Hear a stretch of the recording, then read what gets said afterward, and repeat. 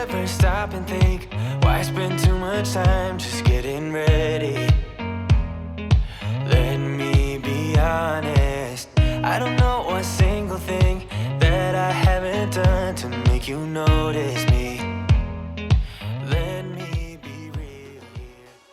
What is up? Alright, so Apple decided to make a flagship phone inside the smallest form factor body that they've made in over 5 years. And boy, did it work. So I have here the iPhone 12 mini. This iPhone 12 mini does come in the smaller box. Same with every iPhone that they currently have right now. You know, saving the economy and filling Apple's wallets. Alright, now that we have that out of the way, let's talk about the design. The iPhone 12 has been out for a little while now, so most people know that the phone is reminiscent of the iPhone 5 and the squared off design.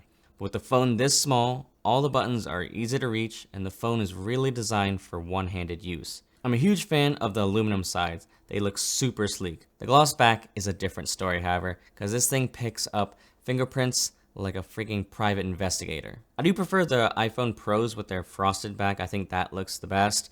But this piano black iPhone that I have, I actually really like this color scheme. I'm glad I got it over any of the other 12 colors. Well, other colors available on the iPhone 12.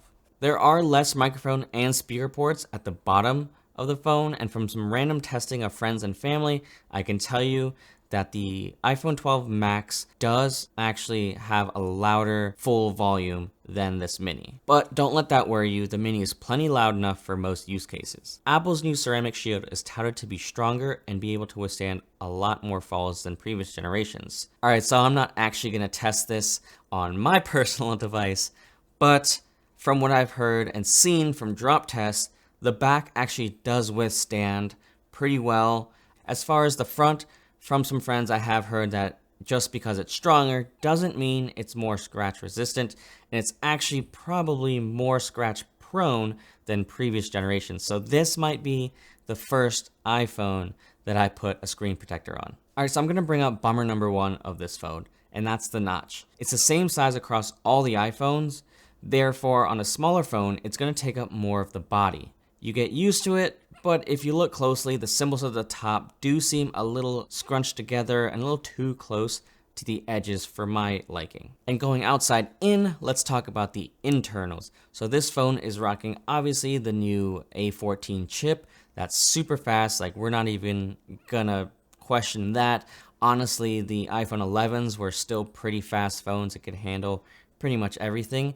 So they put all the flagship stuff inside this little body, and boy does it deliver. This mini has 4GB of RAM, which is the same as the 11 Pro Max of last year, which was and still is a fast phone. The phone itself opens up super quickly and it doesn't really hesitate to do anything I ask of it. I do think there are a couple more quirks to be worked out of iOS 14, as we have been getting a couple updates since its initial release. So the only software bug that I have right now is when I'm inside of the Photos app and I'm trying to capture an image to send over text.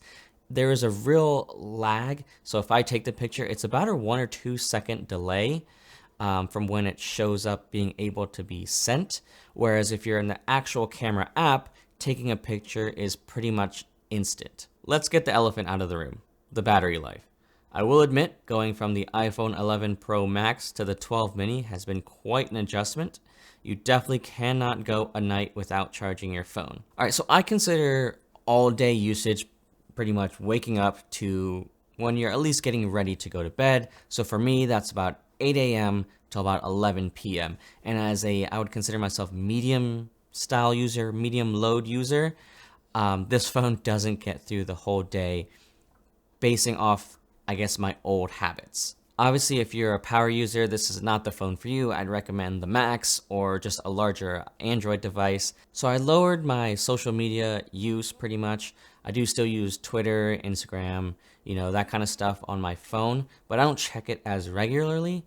And then I pretty much cut out watching YouTube videos on my phone. If I want to watch them, I'll go on my PC here, watch them on my new MacBook that I just unboxed, check out that video, or just on my TV. Obviously, I'm not really telling people how to be or how to do things. But for me, I found that this has made me a lot more productive inside of work, getting stuff for YouTube, just everything around my daily life. So with that being said, I would say I'm more of a low medium style user, and now I can pretty much get through a whole day on one charge of this phone. I do have a wireless charger on my desk if I ever need it, but I do tend to see that I end up with about 20 to 30% battery life at the end of the day when I'm going to bed, or at least, you know, that 11 p.m. that I said. But there have been days where I've spent, an extra hour or two on TikTok for the day, and I've come pretty much close to burning this battery out. Now, with myself and so many people working from home, it's not that big of a deal to not have that big of a battery because we have access to chargers everywhere. But I'm really interested to see how this phone will stack up over time when and if, hopefully, things go back to normal and people are out in the world traveling and really doing things again. All right, so the last thing I want to mention is the camera. The camera is excellent. It's just like the iPhone 12. You get the same quality sensor and a cheaper phone. The speed at which this phone captures images is lightning fast, and the low light is much improved from previous generations. I'm not a photographer, but take a look at some of these shots that I was able to get. It's a shame that my hands start shaking all of the time when you're around me. But this time, girl, I know what's bothering me. I need somebody to love. Oh, nah, nah, nah, nah. Don't you see what's wrong with me? So I use my phone to take pictures of just my daily life, things that I want to capture and keep memories of, but not in any shape or form for, professional use. Honestly, I take more pictures just to send to friends, or like, this is my coffee of the day. All right, so I wouldn't be surprised if this was the most sold iPhone 12 model. People have been waiting for this small form factor for a long time now.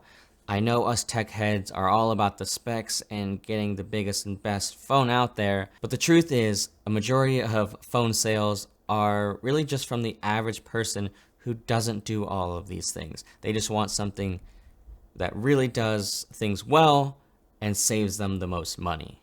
The iPhone 12 mini is going to be my daily driver for the foreseeable future, and I think it could be that way for a lot of people. Thank you guys for watching my video on this awesome little phone right here.